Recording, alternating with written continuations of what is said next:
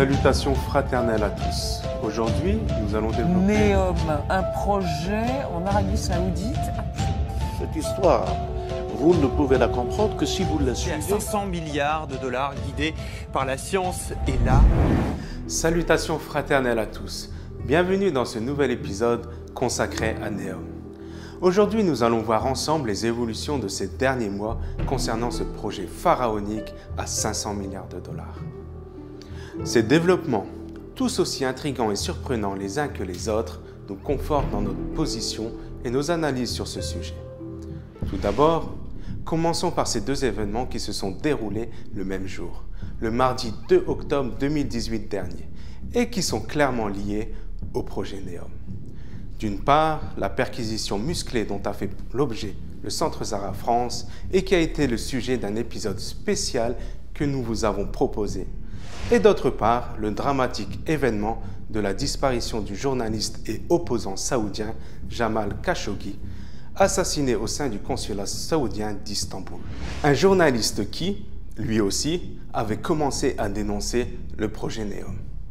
Ainsi, les enjeux sont tels que toute critique, d'où qu'elle vienne, implique une réaction virulente de la part de MBS, rendant ce projet quasiment intouchable. Et même si suite à ce scandale, les investisseurs affirment vouloir se retirer du projet, nous pensons qu'il ne s'agit là que de poudre aux yeux et que ce n'est qu'une façon de renégocier en position de force face à MBS pour obtenir de plus grandes parts de marché. Bientôt, selon toute vraisemblance, tout reviendra à la normale et le business pourra reprendre avec ou sans MBS. Il nous faut rappeler, comme nous l'avons déjà expliqué dans l'un de nos épisodes intitulé « Neom, la trilogie du Grand Israël », que la direction de ce méga projet avait été confiée à un membre éminent du groupe Bilderberg, M. Klaus Kleinfeld.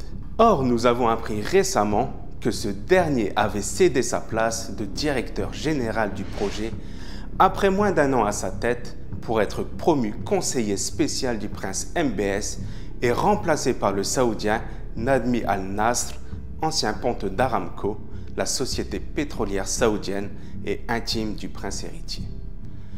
Kleinfeld conservera néanmoins un poste au sein du conseil d'administration de Neom. De cette information, loin d'être anodine, nous pouvons tirer plusieurs indices. Tout d'abord, en remplaçant Kleinfeld par M. Al-Nasr, y aurait-il la volonté de donner à ce projet un caractère exclusivement saoudien et non plus mondialiste comme il l'est en réalité, et comme nous l'avons démontré dans les épisodes précédents? Y aurait-il également une volonté du royaume wahhabite ainsi que des groupes occultes de l'élite de dissimuler le lien que nous avons dévoilé et dénoncé entre le sionisme international et le wahhabisme dans cette affaire de Neom?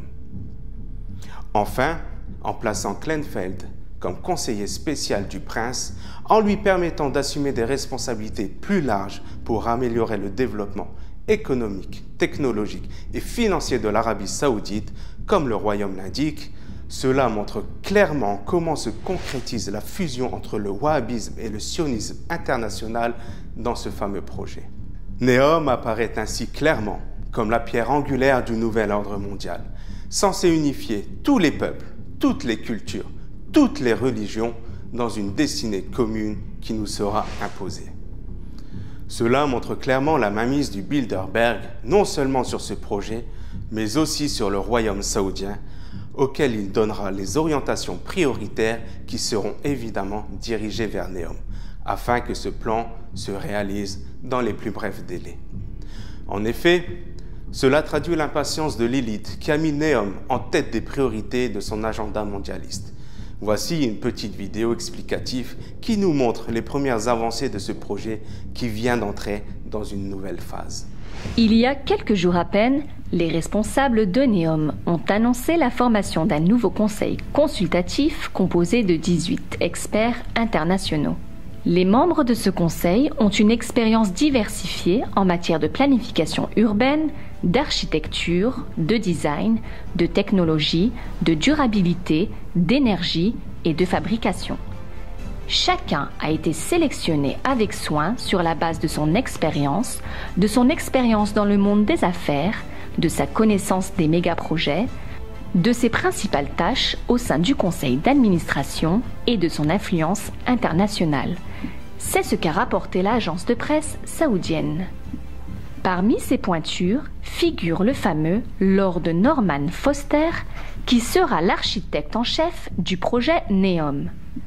Un architecte parmi les plus en vue au monde, dont l'une des dernières grandes réalisations n'est autre que la très controversée ville d'Astana au Kazakhstan. Une ville dont l'architecture si particulière a fait couler beaucoup d'encre. En effet, cette cité futuriste est truffée de symboles maçonniques et occultes, ce qui doit certainement être encore une coïncidence ou un hasard.